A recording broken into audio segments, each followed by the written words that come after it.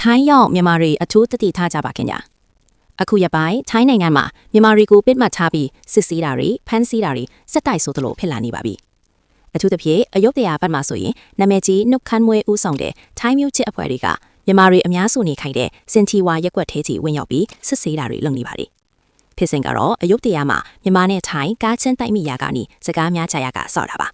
ဒါကိုအကြောင်းပြပြီးထိုင်းမျိုးချစ်အဖွဲ့တွေကလူအုပ်နဲ့ရောက်လာကစစ်ဆေးရေးဝင်တယ်လို့နဲ့ဆိုင်ကယ်တွေကိုစစ်တာမြန်မာတချို့ကိုဝိုင်းရိုက်တာမျိုးတွေအထိကျူးလွန်ခဲ့ကြပါတယ်။ပြီးခဲ့တဲ့ရက်ပိုင်းကစမှုပရကန်မှာဖြစ်ခဲ့တဲ့မြန်မာလူတိုင်းနဲ့ပါဆယ်ပို့သမားရိုက်နှက်မှုဖြစ်စဉ်အပြီးမှာအခုလိုထိုင်းမျိုးချစ်အဖွဲ့တွေပြန်ထွက်လာပြီးမြန်မာတွေကိုပြစ်မှတ်ထားရှာဖွေတာတွေပို့လုပ်လာကြတာဖြစ်ပါတယ်။ဒါပြင်နေဆက်ပတ်မှာလည်းအဖက်အစည်းတွေကြမ်းနေပါတယ်။မနေ့ကပဲကန်ချနာဘူရီဘတ်မှာဘန်ကောက်ကိုသွားမဲ့တရားဝင်ရောက်လာသူ48ဦးကိုထိုင်းရဲတပ်ဖွဲ့ကဖမ်းဆီးလိုက်ပါတယ်။အဲ့ဒီထဲမှာကလေးငယ်9ဦးထိပါဝင်နေတယ်လို့သိရပါတယ်။ဒါကြောင့်ထိုင်းရောက်ရွှေမြန်မာတွေအနေနဲ့အခုကာလမှာအသွားအလာအထူးဆင်ခြင်ကြပါစကားပြောတာကစားတေးခံကြပါ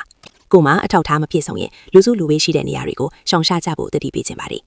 ဒီလိုအရေးကြီးသတင်းတွေနဲ့တတိပေးချက်တွေကိုအချိန်နဲ့တပြေးညီသိရအောင်ကျွန်တော် channel လေးကိုအခုပဲ follow နှိပ်ချပေးကြပါအောင်ခင်ဗျာ